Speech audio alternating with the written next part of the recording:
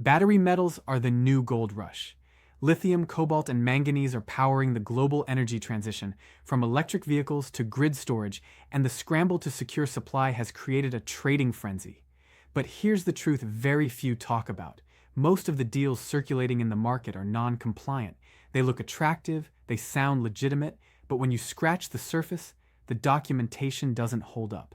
And in 2025, when automakers, battery manufacturers, and regulators are demanding traceability from mine to cell, non-compliance doesn't just mean delays, it means dead deals, lost money, and reputational damage. Today, we're going to map out what I call the compliance roadmap for battery metal transactions. By the end of this breakdown, you'll understand why compliance is no longer optional, what the biggest red flags are, and how to build a framework that lets you trade battery metals without legal risk. But keep in mind, this is just the surface layer. The insider mechanics, the actual sequence of deal documents, SKR verification methods, and contract structures, those are only available in our gated insider video on TradeSKR.com. Why battery metal compliance matters in 2025. Let's start with the big picture. Demand for battery metals has exploded. Global lithium demand is projected to triple by 2030. Cobalt remains critical for high-performance cathodes, and manganese is increasingly required in new formulations of EV batteries. Everyone from automakers to energy firms is scrambling to secure long-term supply. And whenever you have booming demand, you attract not only serious suppliers but also opportunists. Traders, brokers, and intermediaries flood the market with offers. Many of these offers are incomplete, inflated, or outright fraudulent. A common scenario: you see a lithium carbonate offer that looks priced to sell. The tonnage is big, the storage location is verified, and the SKR, safekeeping receipt, is supposedly in place.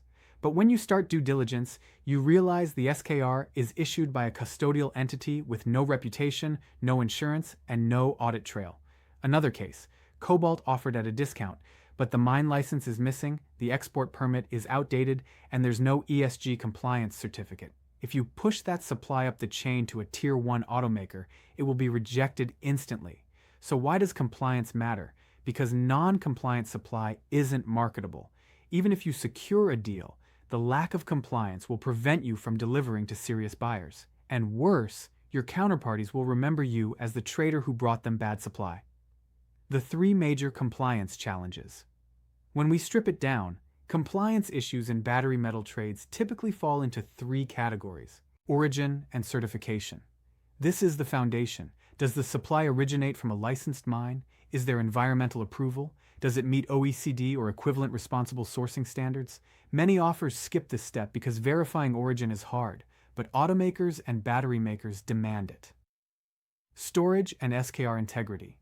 The SKR, or safekeeping receipt, is supposed to guarantee that the material is sitting in a secure facility. But in practice, SKRs are one of the most abused documents in commodities. Fake SKRs, forged signatures, and custodial banks that don't exist, these are daily occurrences. Even when SKRs are real, the facility may not have the capacity to hold the volume claimed. Contract and legal structuring. Many deals collapse because the contracts are weak. Payment terms don't comply with AML regulations. Jurisdiction for dispute resolution is vague. Title transfer is undefined. These gaps create massive legal risk, leaving traders exposed. If you look at any failed deal, it usually breaks down at one of these 3 points: building the compliance roadmap. So how do you vet battery metal deals properly? The answer is to follow a structured compliance roadmap.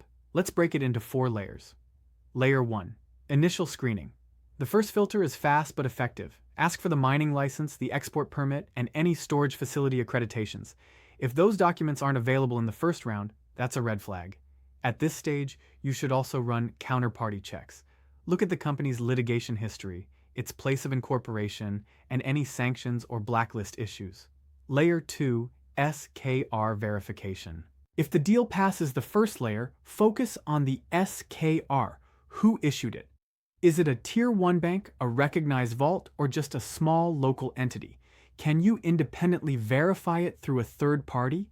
Is the quantity realistic for the facility's capacity?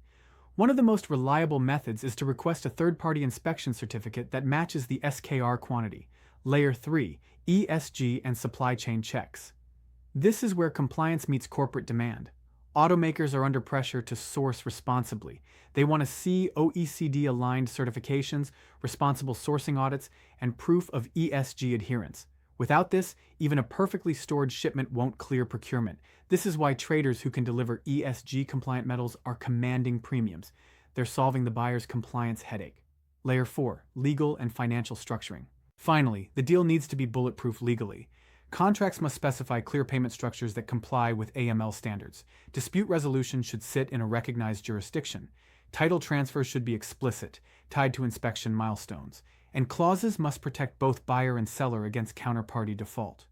When you put these 4 layers together, you create a framework that screens out 90% of non-compliant offers and positions you as a reliable supplier in the eyes of Tier 1 buyers. Why? Compliance is now a profit center. Here's something counterintuitive. Compliance used to be seen as a cost. Extra time, extra legal fees, extra documentation. But in today's market, compliance is the new arbitrage. Think about it. Most offers in the open market fail compliance. If you're the trader who can bring verified ESG-compliant supply to automakers, you unlock access to premium buyers. You're no longer competing in the wild west of broker chains. You're in the boardroom with procurement managers who can sign long-term contracts. That premium can be significant. Verified lithium supply can trade at a 10 to 15% markup compared to questionable offers. For cobalt, the spread can be even higher because OEMs will pay extra to avoid the reputational risk of sourcing from non-compliant origins. So compliance isn't just about avoiding risk, it's about unlocking upside. The margin lies in being able to deliver metals that clear audits and procurement checks. Common mistakes traders make. Even experienced traders make mistakes. Let me highlight a few common ones. Relying on intermediaries.